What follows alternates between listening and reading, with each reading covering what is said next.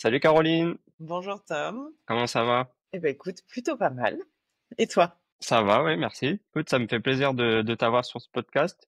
J'ai eu Clémence, moi, la semaine dernière, je crois, et je me disais, punaise, vous deux, ça fait plus d'un an ou voire plus qu'on s'était pas forcément parlé. Du coup, c'est cool que vous soyez venus. Écoute, on te suit en tout cas sur les réseaux, donc on voit tout ce que tu peux proposer et c'est hyper intéressant de suivre l'évolution des gens qu'on a connus il y a 2 ans, parce qu'en fait on s'est rencontrés il y a 2 ans. Oui, 2 ans, ouais, effectivement. Trop bien.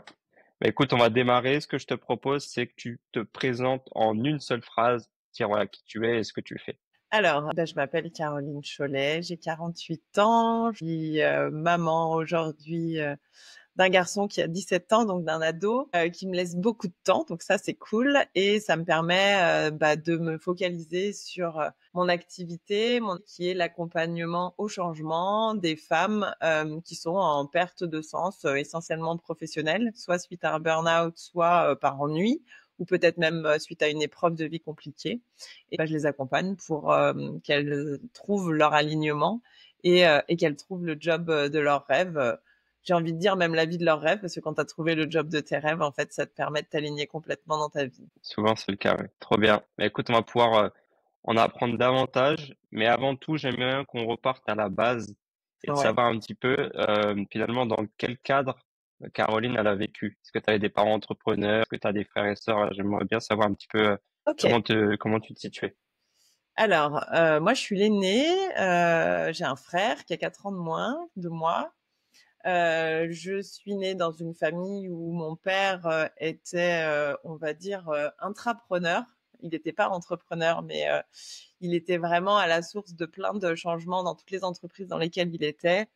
Il a bossé pas mal dans des boîtes américaines qui te donnaient en fait, on va dire, l'élan, l'opportunité et puis la liberté de pouvoir cheminer comme tu le souhaitais.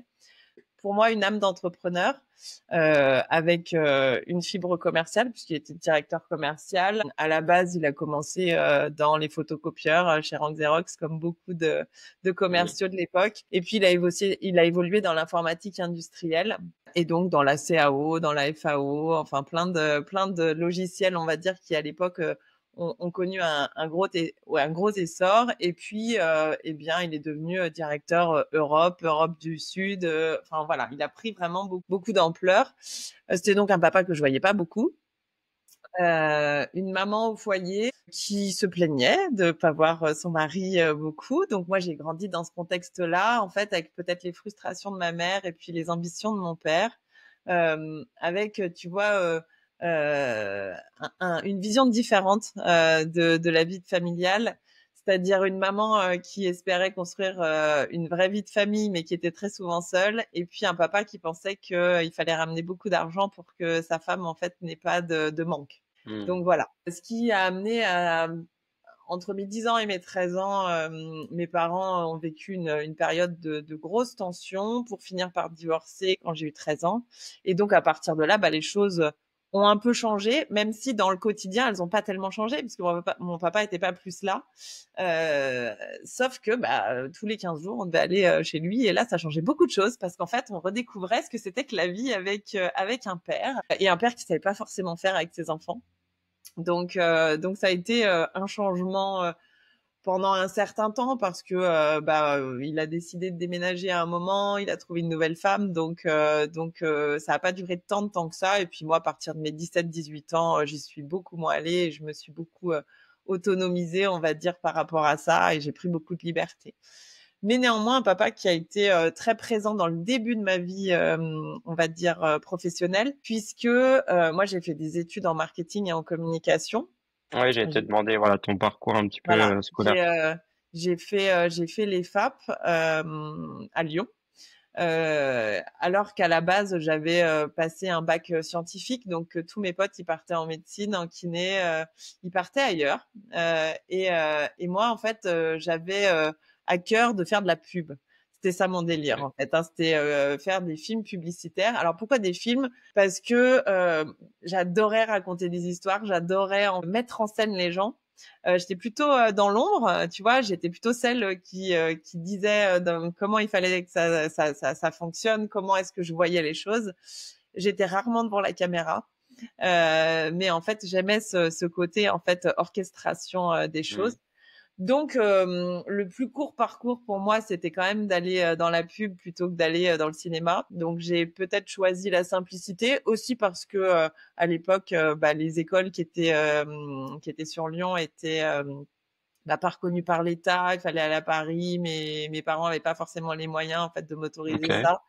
Donc c'est le parcours que j'ai choisi. Et puis ensuite, quand j'ai été diplômée, j'ai commencé à chercher du boulot et mon père à ce moment-là avait switché son activité, était devenu chasseur de tête et un jour il me dit tiens voilà, il cherche un directeur marketing dans telle boîte et je lui dis mais papa, je sors de l'école. Comment veux-tu que je fasse ce job-là? Et puis au culot, il a envoyé mon CV. J'ai été reçue par le patron de cette boîte qui était une filiale d'une entreprise qui éditait des logiciels de CAO. Et en fait, il m'a reçue et il m'a dit, écoute, on va tester en fait un job d'assistante pendant 6 mois et puis on verra bien ce que ça donne. Et je suis rentrée à la base pour plutôt écrire le journal d'entreprise et puis localiser les pubs de la maison mère qui était aux États-Unis à Santa Clara avec une direction européenne en Italie. Et j'ai découvert en fait un monde que je connaissais pas du tout pendant ces 6 premiers mois. Et puis vu que je suis une perfectionniste, j'ai donné mon maximum. Au bout de 6 mois, on m'a dit, mais en fait, le job, tu peux le prendre. Bon, tu n'auras pas le salaire qu'on avait imaginé, mais on va te faire grandir. Et donc, je suis restée un petit peu moins de 4 ans dans cette entreprise où, au départ, je gérais la communication en France, donc la localisation de la com en France, et puis petit à petit, de toute l'Europe du Sud. Donc, c'était cool parce que j'avais 22 ans quand je suis rentrée, ou 21 ans. Et en fait, j'ai eu énormément d'autonomie dès le départ. Donc, ça a été super. En plus, un poste avec des gens multiculturels, puisque forcément des Américains, des Italiens, des Allemands. C'est hyper intéressant. Je parlais anglais, mais pas mieux que ça, donc ça m'a permis aussi de développer ce côté-là. Donc hyper sympa. Donc voilà comment j'ai commencé. Et Trop bien.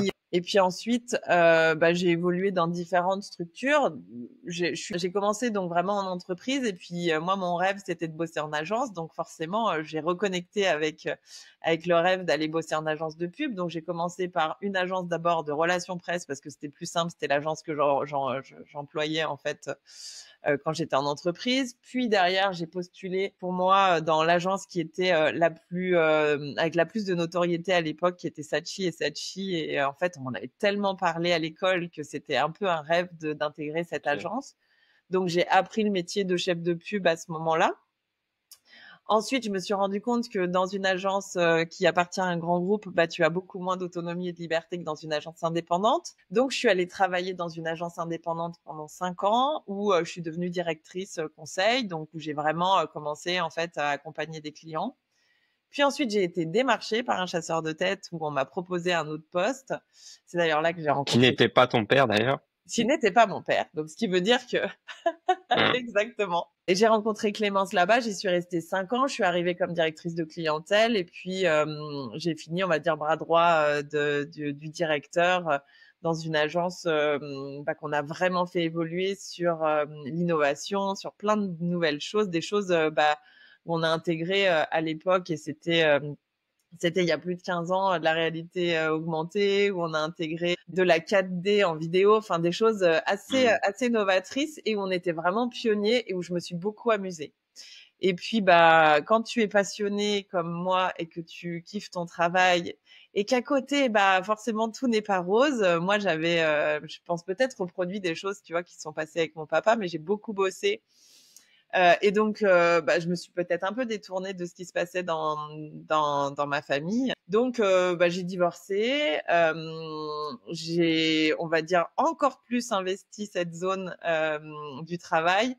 Je suis allée dans la data alors que c'était pas du tout mon cœur de métier, mais pour me prouver des choses, pour me prouver qu'en fait, je faisais pas que choisir des couleurs et choisir des formes, mais qu'à un moment, on pouvait avoir une vraie stratégie derrière et qu'en fait, quand tu t'appuyais sur des chiffres, sur de la data, ça pouvait être totalement différent. Donc, je suis allée bosser dans une autre entreprise en me disant, je vais être juste directrice conseil. Et puis, au bout de 9 mois, on m'a proposé un poste de manager. J'ai encadré une équipe de 35 personnes. Je me suis enflammée, je me suis surinvestie et puis j'ai fait un énorme burn-out parce qu'à travailler 70 heures par semaine, même quand tu es passionné, même quand tu as de l'énergie, ça fonctionne pas en fait. Le corps finit par lâcher, ouais. Même C'est-à-dire que si le corps effectivement t'es m'envoyait des passionné. messages depuis bien longtemps et je les ai pas forcément écoutés, ces messages. Et puis bah voilà, à un moment, je me suis retrouvée à prendre une semaine de vacances où je me suis dit non, je vais me reposer, je vais rien faire pour une fois, chose qui arrivait pas souvent.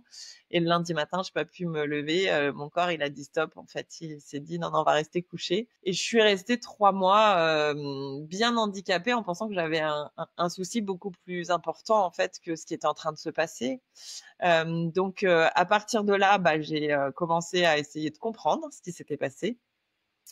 J'ai rencontré plein de métiers différents, que ce soit des coachs, des psys, des hypnothérapeutes. Ça, c'était en quelle année, du coup? Ça, c'était fin 2017, donc ça fait déjà un petit peu de temps maintenant. Et puis, bah, vu que je suis quelqu'un quand même une battante dans le fond et que je pense que la vie m'a appris à combattre, j'avais pas compris que parfois il fallait lâcher l'affaire. Donc je suis retournée travailler au même endroit, mais en étant plus chef d'équipe, en reprenant le premier poste que j'avais. Et puis je me suis rendu compte que bah en fait j'étais pas capable de faire ça. Ça ne me faisait pas vibrer, ça nourrissait pas mes valeurs. Donc j'ai négocié une rupture conventionnelle, chose qui était compliquée à l'époque dans cette entreprise parce que ça n'était jamais arrivé. J'étais au comité de direction, enfin c'était quand même vraiment particulier.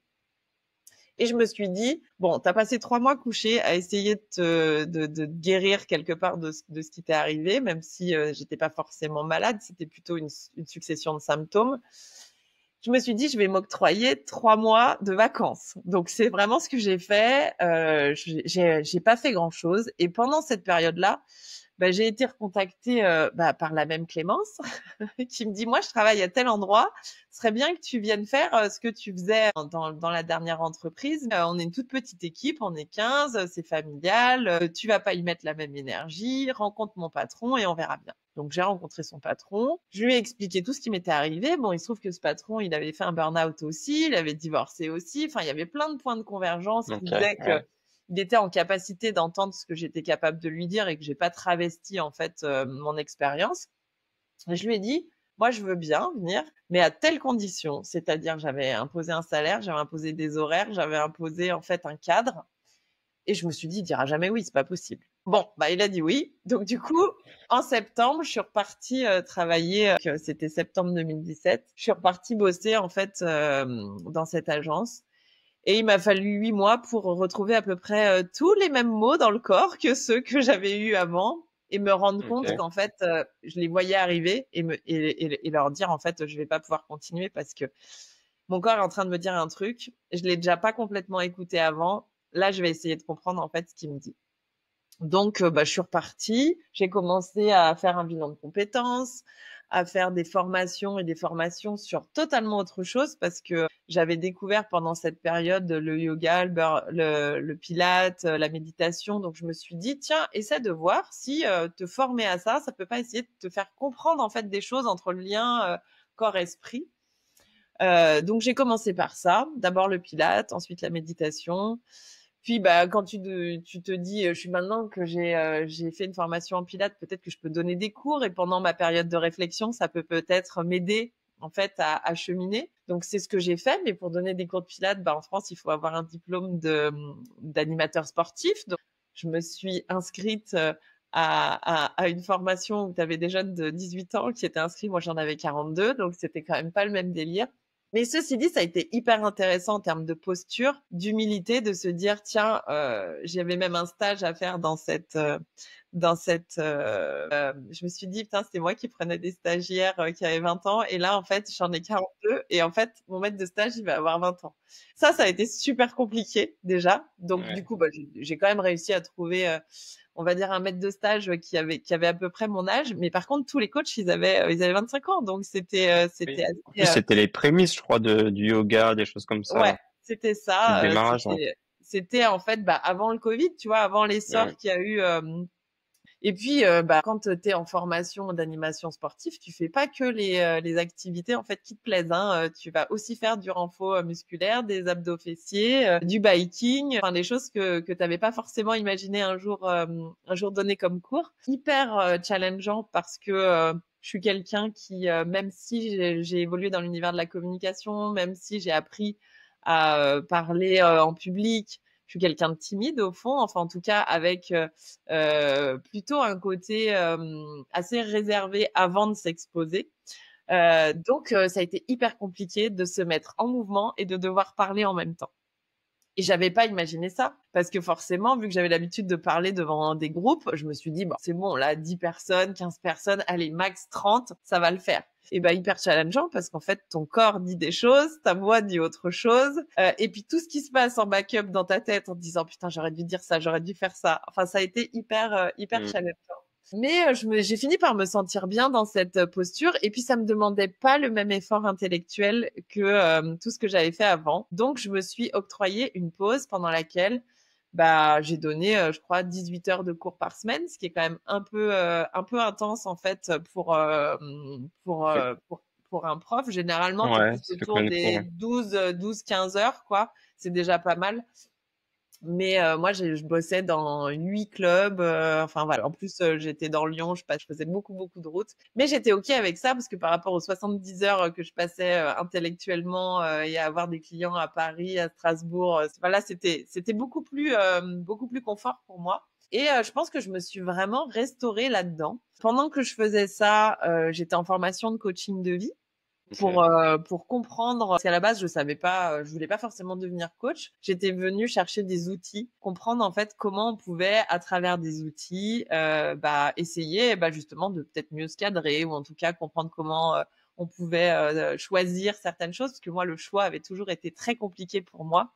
Choisir même au restaurant entre deux plats sur une carte, c'est compliqué. Donc comment te dire que Tu tout le fais reste. partie de ce genre de personnes, ok. Donc et puis tu sais où tu choisis un truc et quand le serveur arrive en fait tu changes Hmm. d'avis en disant non mais finalement je vais prendre ça. Et puis quand tu as ton plat qui arrive, tu te dis putain j'aurais dû prendre le plat du voisin, parce qu'en fait il est 1000 fois mieux. Hmm.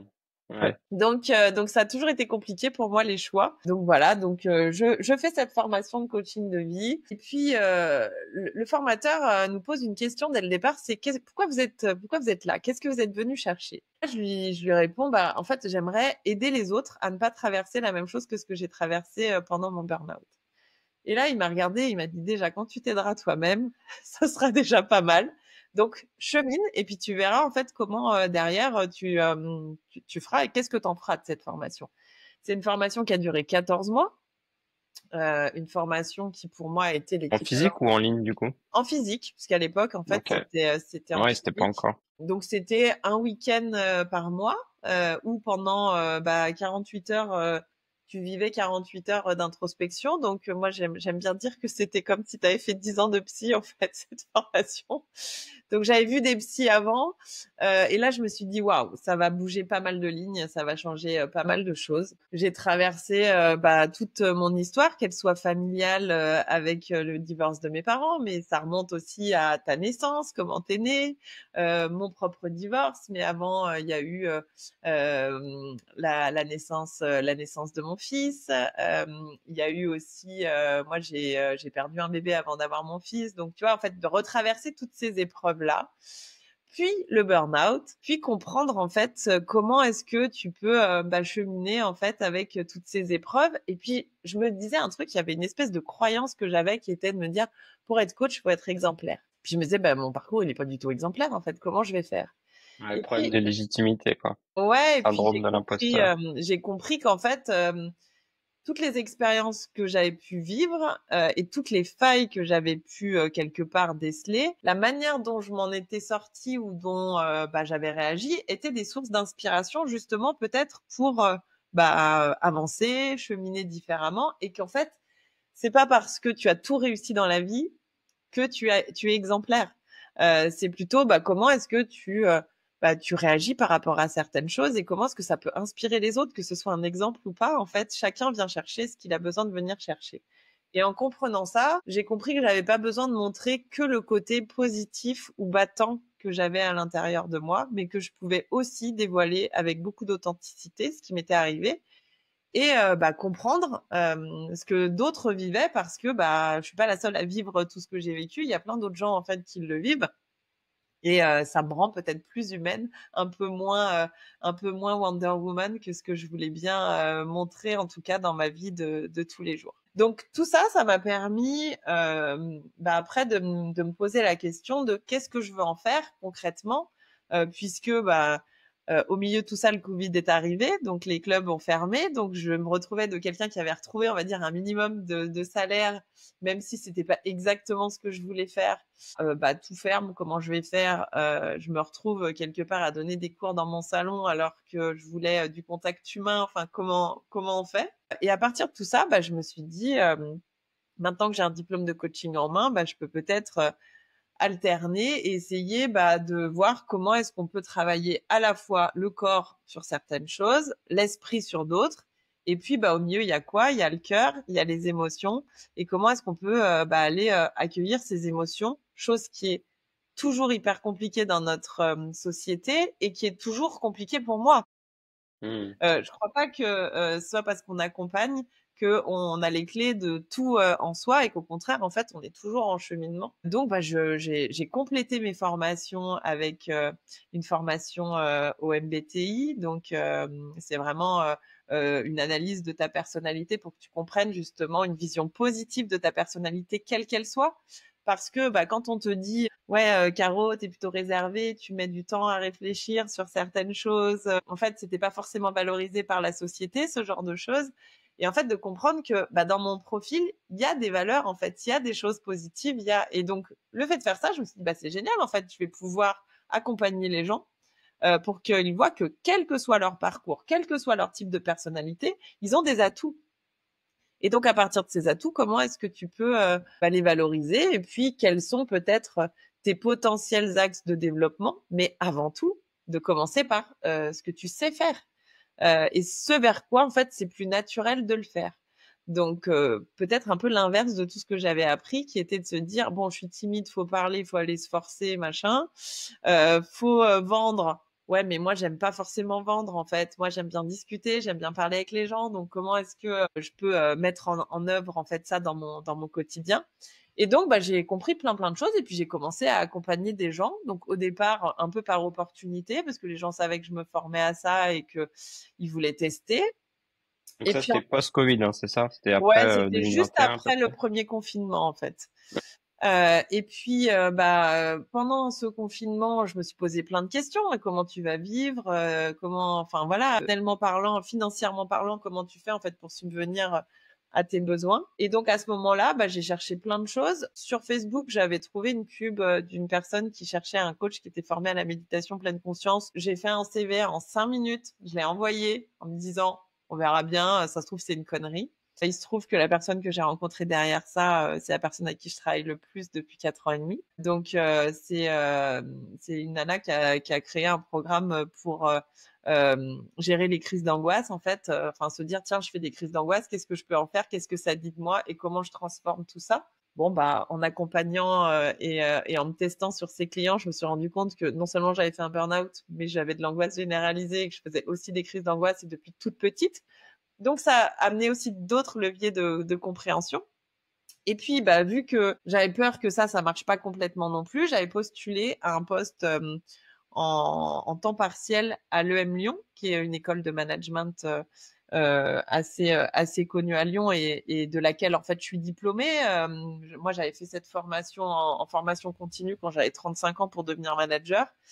Et je me suis dit, voilà, je postule, on verra bien. C'était sur un parcours spécifique dans l'innovation, donc qui cumulait à la fois des parties marketing com, mais des parties comment tu crées les managers de demain avec ce volet innovation.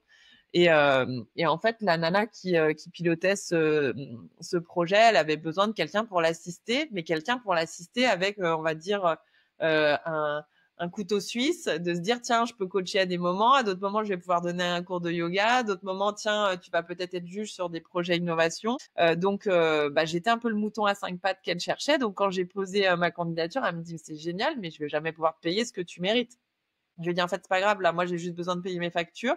On va y aller, on va partir et on verra comment ça se passe. Il se trouve que les premiers temps, ça a été beaucoup en distanciel puisque après, il y a eu le deuxième confinement, enfin, il y a eu Mmh. plein de choses. Mais ça m'a appris aussi à travailler derrière mon écran, chose que je savais pas forcément faire, à gérer en fait des groupes. Et donc, ça a été intéressant. 2 petites secondes, j'arrive. Donc voilà, super expérience à l'EM Lyon en tant que mouton à 5 pattes qui vient faire plein de choses, aussi bien du coaching de groupe que de l'animation, on va dire plus en mouvement. Et puis petit à petit, on a réintégré le présentiel et on a commencé en fait à faire pas mal de choses en hybride. Sauf que moi, du coup, je me suis retrouvée à reconnecter avec mes cours en présentiel, avoir des coachings en fait sur ce programme de gestion des crises d'angoisse, puis de devoir être en présentiel à l'EM Lyon. C'est devenu un moment un peu compliqué. T'avais 3 tafs, quoi, en gros. 3 tafs, et puis je peux même dire que j'en avais un 4e parce que j'avais pas perdu de vue mon idée de développer mon propre programme pour en fait accompagner les gens qui étaient en burn-out. Donc du coup, j'avais ce petit truc en fait qui germait et qui avançait, et puis je commençais à développer des choses. Donc au bout d'un moment, je me suis dit bon, il va falloir faire des choix. Donc j'ai arrêté le M Lyon. J'ai réduit aussi tous les cours que je donnais en présentiel dans les clubs de sport. Et puis, je me suis dit, je vais me concentrer sur aujourd'hui la sous-traitance de ces coachings en fait sur ce programme de gestion des crises d'angoisse. Et puis, je vais développer mon offre. Ça, c'était il y a à peu près 2 ans et demi, 3 ans. Et puis, depuis, je chemine dans cette direction. J'ai affiné ma cible, notamment en me faisant accompagner. C'est dans ce cadre-là qu'on s'est rencontrés. L'idée, ça a été de définir peut-être une cible un peu plus précise, de me dire que j'accompagnais pas tout le monde, mais que j'accompagnais que les femmes. Puis ensuite, de définir vraiment un profil plus spécifique, notamment des femmes qui avaient fait pas mal d'études et qui avaient peur de changer d'orientation.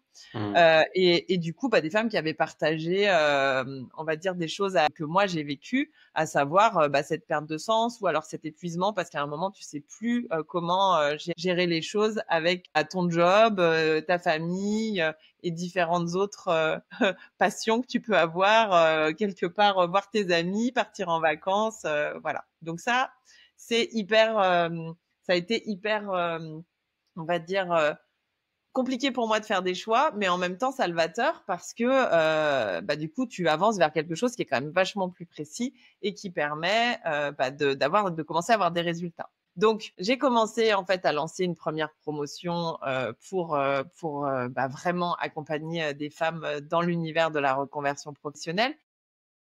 T'as fait comment, ouais, du coup, explique-nous un petit peu comment ça s'est déroulé. Parce que justement, ce programme était plus à destination, c'était plus digital que physique. Tout à fait. Donc ouais, explique un petit peu le cheminement, le Et côté en fait, marketing entre guillemets là-dessus. alors déjà, j'avais pris conscience que c'était important en fait de pouvoir étendre ma zone géographique. Donc je te disais, j'avais pris conscience que c'était important en fait d'étendre ma zone géographique parce que forcément, quand tu as une cible bien précise, tu as besoin en fait d'avoir une plus grosse zone pour avoir un maximum de clients. Et à travers le programme sur lequel j'intervenais en fait en tant que sous-traitante, eh bien, j'avais accès en fait à plein de femmes qui, une fois sorties de leur anxiété, t'en avais au moins 1 sur 5 qui était en burn-out. Ça me permettait en fait d'avoir déjà en fait cet écho-là et forcément de commencer à créer une communauté. Donc, j'ai commencé en fait à créer un groupe Facebook privé dans lequel en fait j'intégrais des femmes que j'avais accompagnées, que ce soit dans le programme sur lequel j'étais en sous-traitance, soit que j'avais rencontrées en entreprise, puisque des cours de pilates et de yoga, j'en donne aussi en entreprise aujourd'hui. Soit des connaissances à moi, c'était des anciens contacts que j'avais sur LinkedIn. On commençait en fait à vraiment définir des femmes qui pouvaient, on va dire, correspondre au profil. La première promotion que j'ai faite, il y avait 5 personnes. Il y avait qu'une seule personne que je connaissais pas en fait sur ces 5 personnes. Les autres, je les connaissais. Ça m'a permis de tester mon offre, de tester en fait la formation, de voir en fait comment je pouvais peaufiner les choses. Et d'ailleurs, entre la première version et ce qui existe aujourd'hui, il y a vraiment eu un gap parce que j'ai testé plein de trucs, j'ai vu qu'il y avait des choses qui marchaient pas, d'autres qui marchaient mieux, certaines choses qui marchaient en coaching de groupe, d'autres en coaching individuel. Et dans mon programme, j'ai vraiment intégré les coachings de groupe, les coachings individuels et également les vidéos. Je vais les sortir. J'en ai 2 en plus, donc Ça marche. sortir. Désolée. Ils sont enfermés. ça devrait bien se passer. Ça va, il reste plus beaucoup de temps. Donc voilà, l'idée ça a été de peaufiner en fait tout mon programme et puis de peaufiner mon approche aussi en termes de marketing parce que tu vois quand j'ai commencé à accompagner dans le programme de gestion des crises d'angoisse, la personne qui a créé ce programme, elle me disait ça serait bien en fait que tu apparaisses sur les pubs parce que forcément en fait c'est toi qu'elles vont rencontrer. Moi, elle me voit en vidéo, mais toi, elle te voit dans les ateliers, elle te voit en coaching individuel. Au départ, c'était impossible pour moi. En fait, ça, je lui avais dit, non, c'est bon, je veux pas que ma tête elle soit sur tes pubs. Enfin, mets-toi en avant. Moi, c'est pas grave. En fait, je viendrai, je viendrai en complément derrière.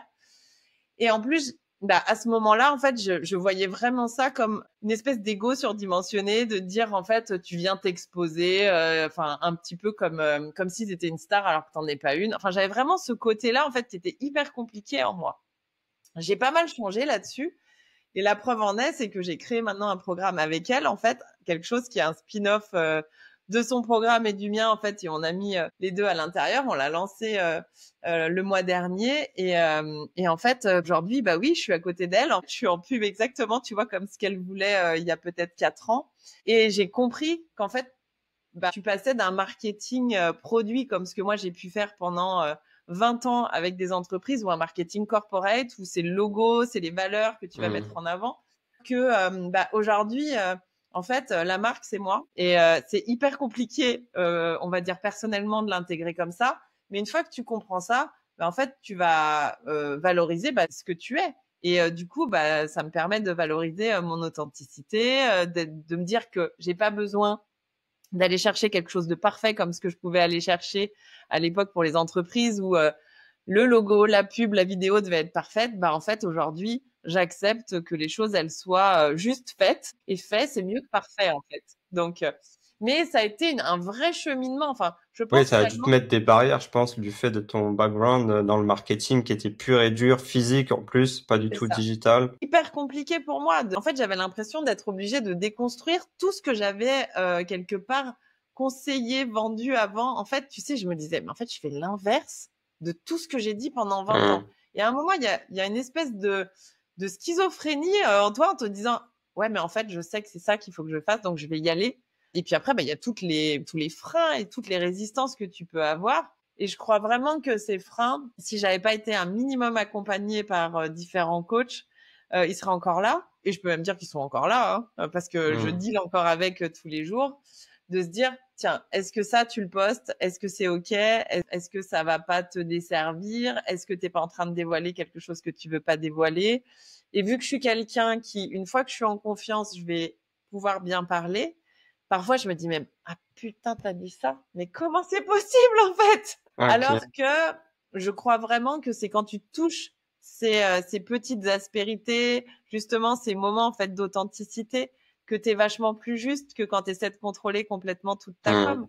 Mais c'est venu challenger mon besoin de contrôle, mon besoin de vérification. Moi, j'ai appris chez Sachi que tu relisais 4-5 fois tout ce que tu envoyais à l'époque en impression ou ce que tu envoyais en fait même sur quand on créait des sites internet. Donc l'idée, c'était vraiment de se dire, je me détache de ce côté perfectionniste qui, quelque part, m'a envoyé aussi dans le mur. Parce qu'à un moment, comme le monde évoluait et que je restais perfectionniste sans bouger, en fait, ça me demandait énormément d'efforts, énormément de temps de travail, et puis une exigence qui était plus raccord avec, on va dire, la temporalité des outils d'aujourd'hui. Donc il a fallu essayer de comprendre que sans changer, c'était pas possible en fait de venir faire ce métier. Et puis je suis encore là-dedans, c'est-à-dire de me dire allez, on y va en fait. Tu vois là, j'ai fini de créer un programme sur 21 jours qui est, on va dire, le postulat de départ avant de pouvoir être accompagné complètement sur mon programme qui est un peu plus premium. Eh bien, toutes les vidéos, avant, je les aurais retournées 15 fois. Et là, j'ai pas fait ça. Je me suis dit, allez, je fais une prise. Et en fait, c'est pas grave. Même si à un moment, je regarde par la fenêtre parce que je vois un oiseau ou, ou parce qu'à un moment, je sais pas, je vais regarder mon autre écran parce que j'ai besoin de lire, c'est OK en fait. C'est OK parce que c'est pas ça que les gens viennent chercher. Ils viennent pas chercher la vidéo parfaite.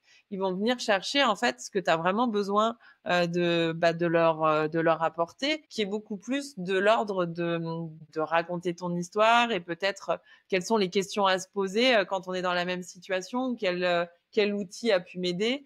Et en fait, tout ça, ça a pris un peu de temps. Ouais, ok, je vois. Du coup, tu décrirais comment ton marketing en 3 mots? Je dirais complice, je dirais direct, et puis je dirais, je sais pas si je peux dire humoristique, mais il y a toujours une petite pointe en fait de rire, parce que je me suis rendu compte que quand j'ai commencé à travailler mes valeurs, le rire il était essentiel, et que si je m'amuse pas dans ce que je fais, bah en fait je vais pas le faire longtemps. Bah, c'est ce que tu as dit dans l'un de tes jobs, c'est pour ça que t'avais changé aussi. Ouais. C'est ça. Donc voilà. Après, il est totalement perfectible, hein, mon marketing, parce qu'aujourd'hui, j'ai l'impression d'être aux prémices de quelque chose. Euh, j'ai plein de bonnes idées, mais je pars un peu dans tous les sens parce que je suis quand même quelqu'un qui ouvre plein de dossiers en même temps, et j'ai quand même cette tendance-là.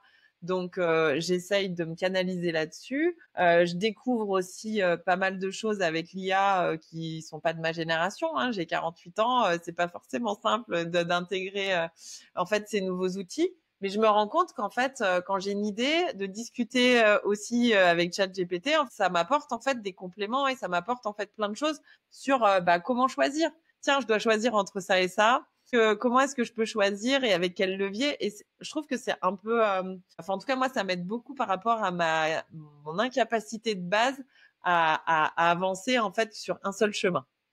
Voilà. Yes, ça marche. Et du coup, est-ce que tu trouves, mais je pense que j'ai déjà la réponse, est-ce que tu trouves qu'il y a un décalage du coup entre la Caroline qui communique en ligne et la Caroline dans le cercle, on va dire, plus privé? Alors, j'ai envie de te dire que quand je fais une vidéo et que j'ai personne devant moi, oui, il y a un décalage, parce qu'il y a encore une espèce de filtre de faut que je fasse bien. Ça Mhm. fait partie de moi.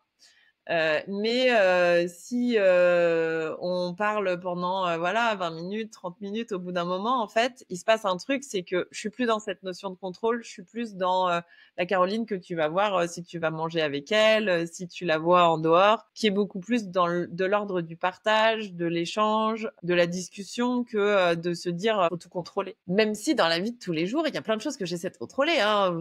On change pas une personnalité comme ça.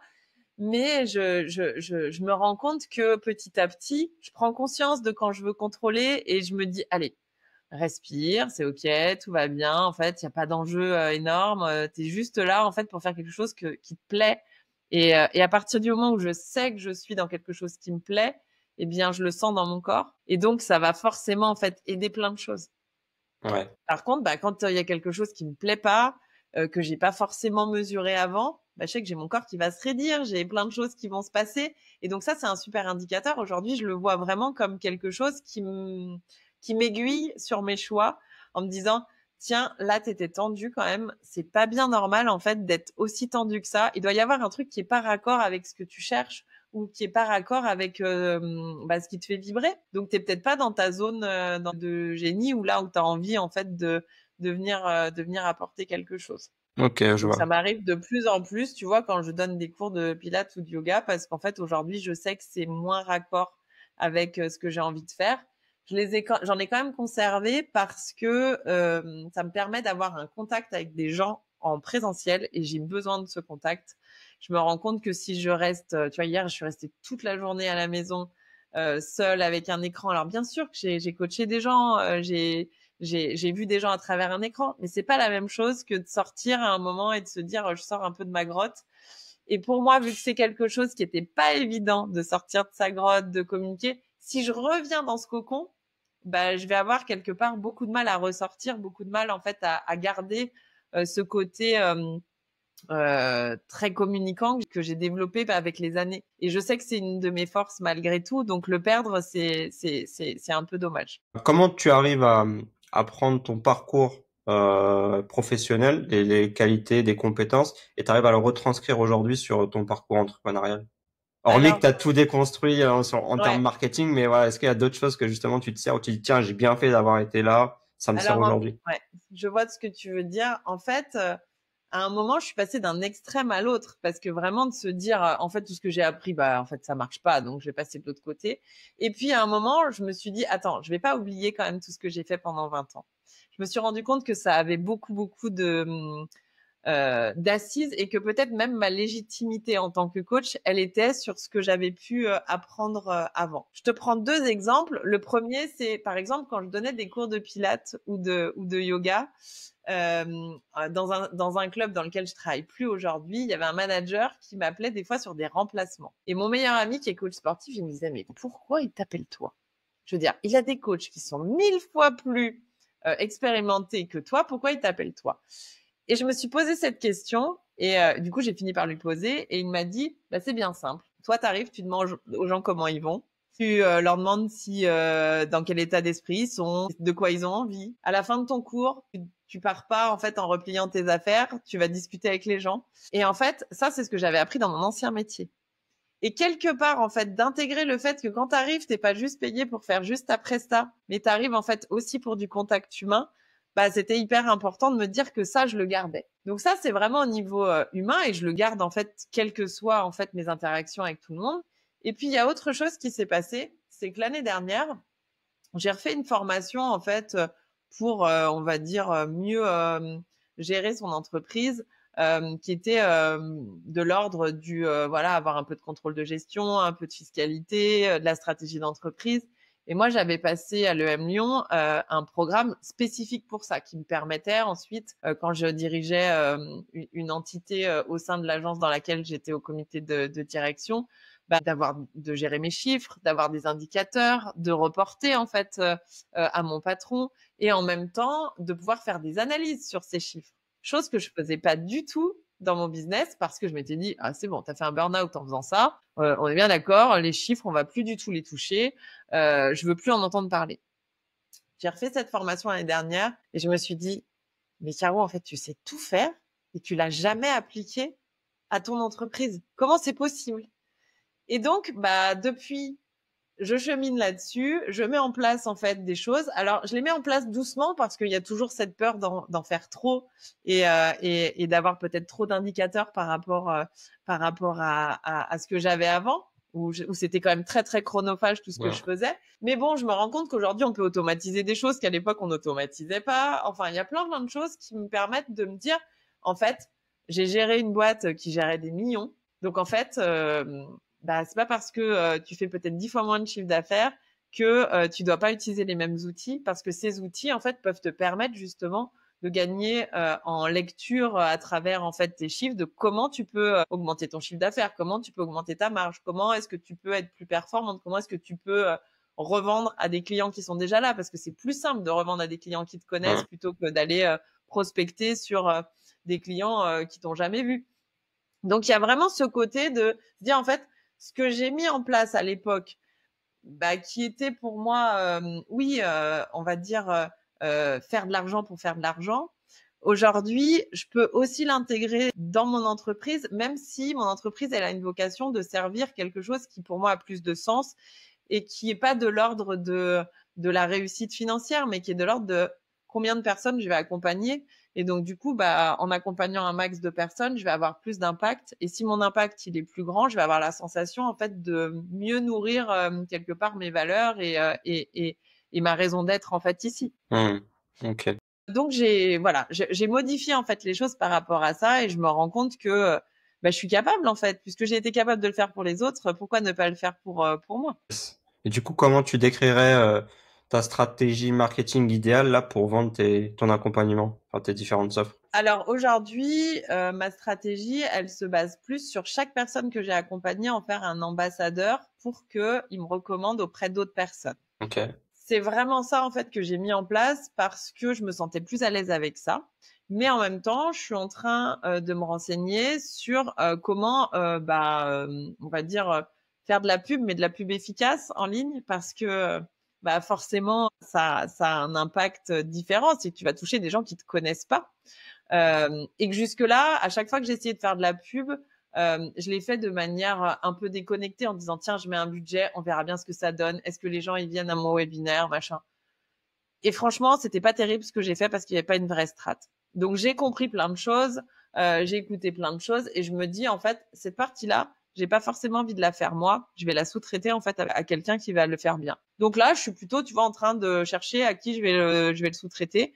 Et quand est-ce que je vais le faire? Pour moi, c'est forcément là, dans 2, 3 mois, pour me dire que je vais augmenter ma communauté parce que je ne veux pas avoir que des gens que j'ai rencontrés en vrai ou que j'ai rencontrés par le biais de ce programme dans lequel je suis sous-traitante. Je voudrais aussi m'adresser à des gens qui me connaissent pas et qui pourraient en fait me connaître autrement que par recommandation. En tout cas, je me dis qu'aujourd'hui je suis prête. Jusque-là, j'avais la sensation Ok. que je l'étais pas. J'ai été accompagnée par plein de personnes qui m'ont dit mais si tu l'as, il faut y aller.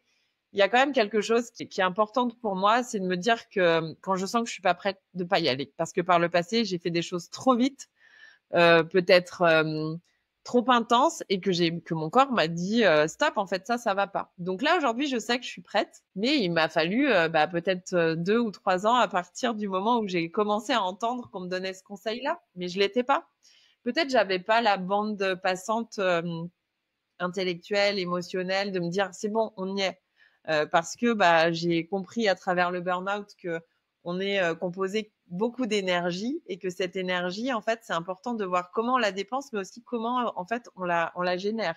Et à un moment, moi, je sais très très bien la dépenser. La générer, c'est beaucoup plus compliqué. Donc, et j'ai quand même ce côté où je vais me mettre la pression. Donc, si je me mets la pression, je vais en dépenser encore plus de l'énergie. Donc, j'essaie de faire en sorte que mes journées, elles soient le plus équilibrées possible. Et je sais qu'il y a certaines choses que je vais être obligée de déléguer, parce que en les déléguant, je vais pas être dans le contrôle. Je vais me dire, ce contrôle-là, c'est pas moi qui vais le faire. Et j'accepte de me dire, ça coûte tant, c'est un investissement. Et je le verrai pas comme une fuite en fait de capitaux comme j'ai pu le voir en fait par le passé, parce que j'arrivais pas à me payer à l'époque. Aujourd'hui, Hmm. j'arrive à me payer. Je suis plus sécurisée là-dessus. J'ai mis en place plein de choses pour être sécure, parce que quand tu es seule avec un enfant, forcément tu te dis je peux pas compter sur le salaire de mon conjoint pour pallier à certaines choses. Donc j'ai bien réfléchi à ma logique de sécurité. Aujourd'hui, je suis en sécurité. Aujourd'hui, ma boîte elle a de la trésor. Aujourd'hui, en fait, je peux me le permettre. Jusque-là, pour moi, c'était dangereux. En fait, je mettais en péril quelque part ma santé financière personnelle. Hmm. Ok. Donc on va dire qu'il t'a fallu entre guillemets 4-5 ans pour faire tout ce cheminement et te dire qu'aujourd'hui tu te sens bien, c'est écologique pour toi et tu peux, on va dire, passer le next step, quoi. C'est ça. Alors, tu vois, c'est marrant parce que quand j'ai quitté le job où je ressentais pour la deuxième fois des sensations de burn-out, c'était début juillet, et je m'étais dit fin septembre, je dépose les statuts de ma boîte. Bon, ça s'est pas passé comme ça. J'ai passé 3 ans chez un incubateur, le temps de prendre confiance, le temps de me rendre compte que ça fonctionnait. Ensuite, j'ai créé ma boîte, donc c'était il y a 3 ans. Et petit à petit, mon chiffre d'affaires a grossi, et là, j'ai attendu en fait de stabiliser certaines choses pour vraiment être prête à ça. Donc, je me rends compte qu'entre mes ambitions et le fait de dire allez, on y va, en fait, il y a eu pas mal de freins. Et d'avoir conscience de ces freins, ça me permet juste de me dire, c'est ok qu'il y ait des freins, c'est pas grave, je sais que je vais les dépasser, mais je veux pas en fait les faire voler en éclats sans être sûre que je suis au bon endroit. Ouais, je pense que aussi, enfin, c'est ma perception, mais t'as peut-être aussi plus de maturité parce qu'aujourd'hui, c'est vrai que sur les réseaux, on voit plein de success stories de petits jeunes, que ça soit plus ou moins vrai d'ailleurs, mais bref, ça peut remettre en cause notre crédibilité, notre confiance en soi. Donc ouais, je pense qu'effectivement, avec cette maturité-là, j'ai l'impression que peu importe le temps que tu passeras, tant que tu arrives à ce moment-là, que tu l'as décidé, tu prendras la décision de passer à l'étape d'après, quoi. Ouais, et puis tu vois, il y a aussi, j'ai mis longtemps à mettre en place un tunnel de vente, j'ai mis longtemps avant de me mettre au webinaire et tout. Et en fait, je le fais quelque part avec ce que je suis. Je veux pas dupliquer en fait quelque chose Hmm. qui a peut-être marché, mais en fait, si c'est pas moi, ça me parle pas, ça résonne pas. Et vu que par le passé, j'ai beaucoup appliqué et été dans l'ombre justement de beaucoup de gens, je me dis, ok, je sais super bien être dans l'ombre. Maintenant, comment on passe à la lumière?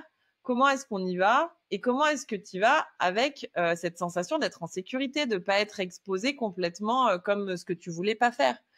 Et ça, c'est pas si simple, parce que on n'a pas toujours les clés.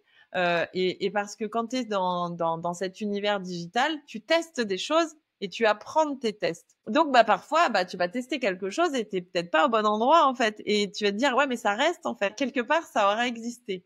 Alors, je me suis rendu compte que la bonne nouvelle, c'est que les gens oublient et que malgré tout, en fait, quand tu repostes des choses, il y a des choses différentes qui sortent.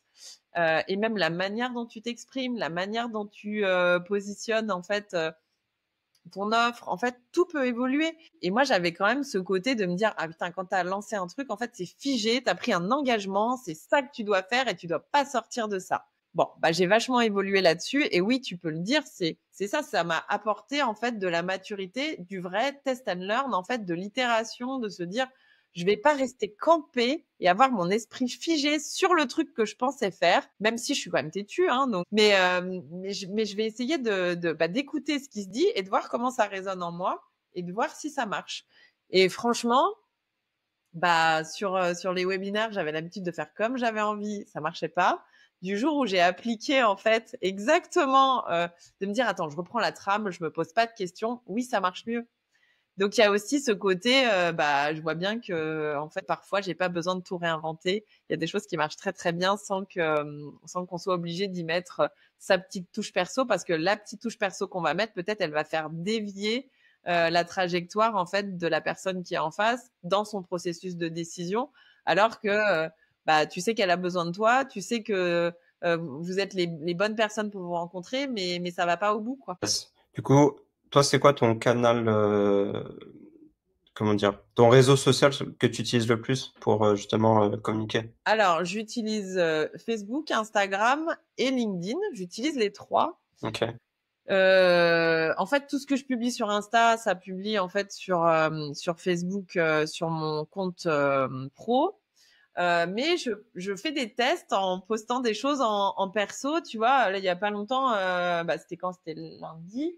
J'ai posté juste comme si c'était une pub classique Facebook, en me disant je mets le lien, la page de vente et je vois ce que ça donne. C'est pourtant que des contacts que je connais. Et je me suis dit, en 2 heures, en fait, j'ai quand même eu 3 ventes. Et je me suis dit, c'est cool. En fait. Je suis pas obligée de faire de la pub payante pour générer, en fait, des choses. Et surtout, c'est des gens qui me connaissent depuis hyper longtemps. Donc, ça veut dire qu'ils n'avaient pas connaissance de tout ce que je pouvais faire. Ouais. Donc, je me dis, si ça marche comme ça, je vais le poster sur LinkedIn. Je connais pas tous mes contacts sur LinkedIn. Sur Insta, c'est aussi différent. Je connais pas tout le monde. Et puis, je me dis, la pub, elle peut faire que augmenter cette visibilité. Donc, je pense que je suis à un point, tu vois, à un tournant là, de me dire, ok, c'est bon. Maintenant que tu sais que ça marche sur les gens que tu connais, tu peux aussi le faire sur des gens que tu connais pas. Yes. Grand changement alors. C'est cool. Ouais. Grand changement. Trop bien. Mais il m'aura fallu du... Mais est-ce que c'est mal d'avoir du temps? C'est toujours ça la question. Aujourd'hui, on vit dans un monde où tout est rapide. Alors oui, on n'a pas un âge illimité, mais malgré tout, est-ce que c'est pas mieux de faire ça à son rythme, tout en étant voilà écologique et éviter justement de reproduire des erreurs du passé? En fait, tu vois, j'écoute pas mal, je suis quand même pas mal de personnes qui font la même chose et qui donc vendent en ligne. Et je vois en fait tous ceux qui ont lancé des business, fermé des business. Et en fait, je me dis, moi, j'ai pas les épaules aujourd'hui pour vivre ça. J'ai eu déjà tellement en fait de hauts et de bas que j'ai envie de, pour une fois, avoir une courbe exponentielle et pas être en dents de scie, parce que la dent de scie, elle m'a fatiguée, elle m'a épuisée, et je pense que c'est ce qui fait que j'ai eu du mal à me relever, quoi. Même si je me suis relevée de mon burn-out, ça a été long, ça a été fastidieux. Et je me dis, non, j'ai pas envie, comme des personnes qui ont entre 25 et 35 ans et qui font ce genre de choses en disant, on s'en fout, si ça marche pas, je crée un autre truc. J'ai pas envie de ça. Et ça, je l'ai mis de côté en me disant, c'est pas grave. Ouais, j'aurais peut-être pu faire mieux, faire plus. Mais pour moi, le mieux est l'ennemi du bien aujourd'hui. J'ai tout le temps essayé de faire mieux, et en faisant mieux, je me suis cramée. Donc, je suis peut-être à contre-courant. Mais c'est ok d'être à contre-courant. En tout cas, j'assume complètement ça, de me dire, je vais y aller à mon rythme, avec un truc qui est aligné avec ce que moi j'ai envie de faire. Et peut-être que oui, j'aurais pu faire plus, j'aurais pu faire mieux, mais c'est pas grave, c'est ok. J'accepte en fait de peut-être pas faire ce que d'autres auraient pu imaginer. Parce qu'il y a plein de gens qui vont dire ah mais tu pourrais faire du chiffre machin. Je dis ouais mais toutes les personnes que j'ai écoutées comme ça, c'est mes anciens patrons. Ça m'a emmené dans quoi? Dans un endroit qui est pour moi un mur que j'ai percuté de plein fouet. Donc oui j'y suis allée, oui je suis capable d'y aller, mais à quel prix? Ouais. Est-ce que il y aurait, je sais pas, une personne, une formation, un livre qui t'aurait fait un déclic sur cette partie entrepreneuriale où tu dis, punaise, j'ai bien fait de prendre cette info et de l'avoir mis en place. Alors, je pense qu'il y a eu plein de personnes qui m'ont guidée, tu vois, dans la manière d'avancer. Forcément, Fabien Martelly, il m'a aidé sur plein de choses, dans sa manière punchy. Mais justement, j'ai toutes mes résistances qui se sont déclenchées. Derrière, j'ai beaucoup suivi David Laroche et Max Piccinini, en n'écoutant pas tout non plus, en prenant ce que j'avais besoin de prendre. Et puis à un moment, David Laroche, il a intégré Julien Musi dans ses coaching week. Et j'ai commencé à suivre Julien et j'ai entendu un truc où il disait, on le sait quand c'est aligné en fait. Donc c'est important en fait de pas. Je crois même que la phrase qu'il a dû dire, c'est ouais, on vous dit de faire des slides. Si vous n'avez pas envie de faire de slides, ne faites pas de slides. Moi, je fais pas de slides parce que ça me parle pas. Et en fait, ça m'a donné l'autorisation de me dire, en fait, on s'en fout de ce qui est bien de faire. Tu peux tester ce qui est bien. Mais à un moment, si c'est pas aligné avec ce que t'es, tu vas pas être suffisamment authentique. Et donc, dans ton marketing, bah, t'es pas juste. T'es pas exactement aligné avec ce que tu es vraiment. Et je me souviens, j'ai noté plein de choses sur cette session qu'il avait faite. Et ça m'a vraiment parlé et je me suis dit, en fait, je vais arrêter de me mettre les injonctions des autres sur le dos et je vais juste me dire, qu'est-ce que toi, t'as envie de faire? Et depuis que j'ai fait ça, et c'était il y a pas si longtemps, hein, parce que c'était il y a 3, 4 mois, eh bien, en fait, chaque jour, je le vois comme, ouais, j'y vais, j'ai envie de bosser, alors que j'y allais un peu à reculons sur certaines choses en me disant, putain, il y a ça à faire, j'ai pas envie de le faire. Hmm. Donc, je peux te dire que, en tout cas, c'est le dernier déclic, il est là. Mais des déclics, il y en a eu plein parce que Ouais, bien sûr. en 5 ans, forcément, il y a eu plein de gens qui m'ont inspiré, plein de gens qui m'ont, à des moments, foutu des coups de pied aux fesses parce qu'il y en avait besoin, à d'autres moments qui m'ont dit au contraire, t'as le droit de te reposer.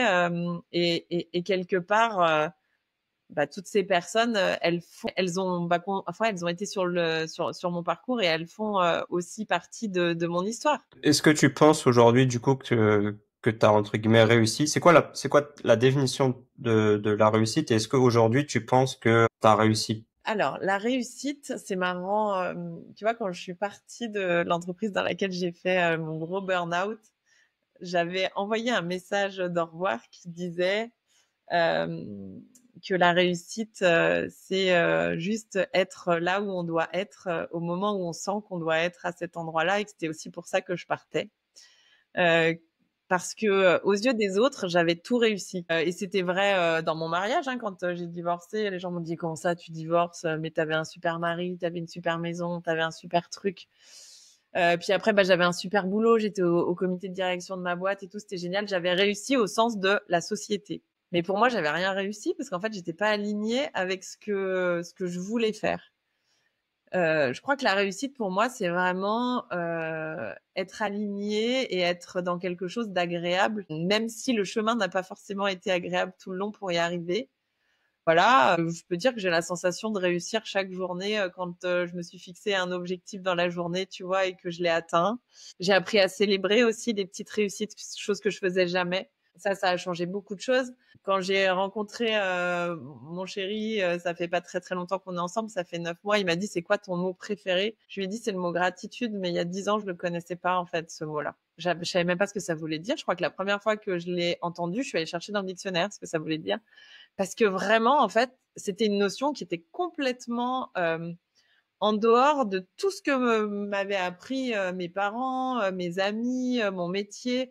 On n'était pas dans la gratitude, on était dans l'effort. Il fallait se faire mal. Et je le disais même en tant que manager, allez, faites-vous mal. Hein, c'est le plaisir, il est après. J'ai découvert qu'en fait, on pouvait faire différemment et que oui, se pousser, mais on n'est pas obligé d'aller au-delà de ses limites. On peut juste se dire, je reste dans le cadre que je me suis fixé, oui, le cadre, je vais pouvoir le faire évoluer, mais je suis pas obligée de tout le temps dépasser mes limites. Le fait de chaque jour me dire, tiens, qu'est-ce qui était agréable dans cette journée, qu'est-ce qui était satisfaisant, qu'est-ce qui m'a fait kiffer, bah ouais, ce truc des 3 kiffs par jour ou des 3 gratitudes, moi, ça m'aide vraiment à voir que chaque journée, elle compte. Même des journées qui parfois peuvent être compliquées, où tu as vécu des trucs pas terribles, où tu as perdu un client, ou je sais pas, tu te rends compte que tu n'as pas réussi à faire ce que tu voulais faire. Il y a toujours des choses intéressantes dans ta journée. Donc, la notion de réussite, je l'ai vachement plus, je la vis plus que je l'idéalise en fait aujourd'hui. Tu vois, de me dire, bah ouais, j'ai réussi à élever un ado qui a 17 ans aujourd'hui, qui fait absolument pas ce que j'aimerais qu'il fasse mais qui a l'air heureux. J'ai l'impression, tu vois, d'avoir réussi ça en ayant divorcé, en n'ayant pas quelque part fait ce que je voulais vraiment faire. Et puis, j'ai la sensation de me dire que j'ai créé ma boîte, j'ai créé mon activité, je me crée mon propre salaire. Rien que ça, enfin, c'est énorme, C'est quel que fou, soit le ouais. Ouais. salaire.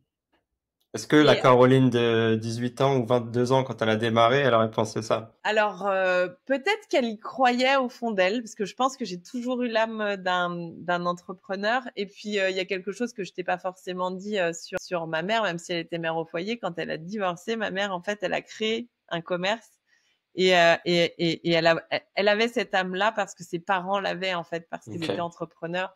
Et je crois que j'ai quand même cette fibre à la fois commerciale par mon papa et cette fibre d'entrepreneur en fait qui se dit j'ai une idée, elle est pas J'y ailleurs, fais. je vais y aller. Et puis j'ai un petit côté aussi rêveur qui parfois me fait minimiser les risques de certaines choses ou en tout cas me fait croire que ça peut être plus simple que ce que ça va être réellement. Mais cette insouciance que j'ai depuis l'enfance de me dire en fait c'est possible, elle me permet de croire que c'est toujours possible et que même si tu te plantes à un endroit, c'est qu'il y a mieux ailleurs en fait, il y a autre chose qui t'attend ailleurs. Et ça, je crois que je l'ai toujours eu au fond de moi, même si on me l'a pas inculqué. Donc j'avais toujours ce côté en fait tout est possible. Ça, c'est Euh, important, ouais. et je pense que les croyances limitantes que j'ai beaucoup eues, elles venaient de mes parents. La peur, ma mère, c'est quelqu'un qui est hyper protecteur, qui était dans la surprotection. Mes angoisses, elles viennent aussi de là. C'est-à-dire que quand on t'a pas confronté à la vraie vie et qu'on t'a protégé de tout, bah, en fait, tu crois que tout est simple. Mhm. Ouais, c'est vrai. Ok. Donc, Bah, en tout cas, bravo, hein. aujourd'hui, j'ai des angoisses encore. Aujourd'hui, j'ai des peurs. Aujourd'hui, j'ai des doutes. J'ai toujours du mal à faire des choix. Mais ceci dit, je me laisse le temps et avec le temps, en fait, j'arrive à les faire. De cette discussion-là, ça fait déjà 1 heure. De ce que je peux entendre et ressentir, c'est effectivement une sorte d'apaisement aussi. Et Mm. même depuis que, du coup, ça fait quoi, 2 ans, on a dit tout à l'heure, Ouais. de ce que j'entends dans le discours, bah effectivement, on sent que voilà, t'es quelqu'un qui semble être plus aligné ou tu fais quelque chose qui est beaucoup plus écologique pour toi, malgré effectivement toutes les failles que chacun de nous peuvent avoir, quoi. Ouais. Donc félicitations à toi. Bah, merci. Et puis c'est marrant parce que je pense que quand j'ai rencontré Fabien et du coup quand on s'est rencontrés il y a 2 ans à Monaco, j'étais pas la même personne que je suis aujourd'hui sur plein de points parce que j'avais besoin de me prouver des choses et je crois qu'aujourd'hui je suis plus en train d'essayer de me prouver des choses, je suis en train de me faire plaisir et ça change beaucoup de choses. Claire. Ça, c'est un truc qu'il faut le conscientiser et l'intégrer aussi. Parce que c'est pas évident quand t'as la peur de machin, la peur du manque, la peur de Bah l'argent, ouais. le manque machin. Ça peut te déstabiliser dans ta vie d'entrepreneur, mais effectivement, une fois que tu as réussi à le conscientiser et le mettre en place petit à petit, bah après, c'est sûr que ça fait plaisir. Ouais, puis de se dire que de toute façon, en fait, le chemin, il sera pas sans peur, sans doute, sans manque. Ouais. Ça fait partie du chemin. Et il y a des moments où, bah oui, il n'y a pas eu l'argent qu'il fallait, il n'y a pas eu. Mais en fait, si tu as déjà réussi à t'en sortir, tu sais que tu as les ressources pour et que quoi qu'il se passe, t'as pas besoin de tout anticiper pour te dire, en fait, c'est bon, je vais y arriver. Yes. Mais ça a été un long chemin et je pense qu'il est encore super long, mais plein de surprises. Et moi, je me dis qu'il y aura certainement plein de belles surprises sur ce chemin. En tout cas, j'y crois avec mon C'est tout le côté mal que je te rêveuse. souhaite, hein. Ouais, Avec clairement. mon côté rêveuse reste dans cette lignée-là de me dire Bah ouais, il peut se passer plein de belles choses, donc je vais les accueillir et puis bah les trucs moins sympas, c'est pas grave en fait. On va juste respirer, laisser passer et puis gérer aussi, enfin en tout cas reconnaître qu'il y a des émotions sur le chemin comme la colère, comme la frustration en fait qui sont pas forcément négatives. Elles sont désagréables, mais elles t'amènent aussi une force pour rebondir. Et, euh, et souvent, il y a plein de gens qui me disent, ouais, je suis en colère, je suis frustrée, je suis triste, j'y arrive pas. Mais comment tu peux te servir de cette énergie-là, en fait, de ces émotions pour te remettre en marche, en fait, sur quelque chose qui te parle? Parce que quand on est dans la colère, souvent, c'est que on vient toucher quelque chose d'hyper juste en nous. Mais la tristesse Ouais. aussi, d'ailleurs, hein. Ouais, ouais, c'est vrai. Voilà, on pourra redébattre et repartir sur plein de choses. Parce que je termine souvent le podcast par des petites questions en vrac, où là, l'idée, c'est justement de lâcher prise. On respire, on lâche prise et on essaye de répondre au tac, pour que bah on puisse un petit peu découvrir Caroline autrement. Ok. Première question, c'est, je me fais toujours avoir avec cette question, mais si tu prends un petit déj, est-ce que tu es plutôt salé ou sucré? Moi, je suis salée. Moi, je mange du fromage, du pain, voire des œufs et du jambon. Et ce matin, j'ai mangé des avocats. Ok, super. Est-ce que tu as un film ou une série préférée? J'ai plusieurs films préférés. Je te dirais Le Grand Bleu et Pretty Woman. Heureusement que je dis une, hein. Le non-choix, on en revient. Je savais que cet exercice allait être dur pour toi. Ah, il est hyper compliqué. Le grand bleu. J'ai noté le grand bleu en premier. Ok, Le Grand Bleu. Ok. Là, plutôt mer ou montagne? Plutôt du matin ou du soir? Du matin, on va dire. Tu préfères lire ou écouter un podcast? Je préfère lire. Ok. T'es plutôt thé ou café? Au café. Quand tu veux te détendre, t'es plutôt sport ou canapé? Détendre, canapé. Tu préfères travailler dans le silence ou avec de la musique? Dans le silence. T'es plutôt organisé ou freestyle? C'est hyper compliqué. Je suis freestyle organisé. Voilà, ça j'ai le droit avec tout le monde. Alors, franchement, je pense que je suis organisée et créative. C'est différent. C'est Ok. pas du vrai freestyle. Ouais, Je suis c'est organisée. bien. Tu dérives. Et la dernière question, c'est tu préfères 1 million cash maintenant ou 10 000 € par mois à vie? Moi, je préfère 10 000 € par mois à vie. Parce Ok. que un million cash, je vais faire plein de conneries. Ça, après, ça me regarde plus. Super. Bah, écoute, le petit jeu est terminé. On va conclure là. Est-ce que tu as un dernier message que tu aimerais partager? Ce que j'aimerais partager, c'est que je crois qu'on a plein de croyances sur le marketing, sur Hum, le fait qu'il faut faire comme ça. Et je crois que dès qu'on le dit il faut, pour moi, ça sonne faux. Donc tester, oui, voir si c'est juste et voir si ça marche pour nous. Il me semble que c'est le plus important. Je parle souvent d'alignement, mais pour moi c'est la même chose, hein. Le marketing, s'il n'est pas aligné avec qui tu es ou avec ce que tu vends, ça sonnera pas juste en fait, ça vibrera pas au bon endroit.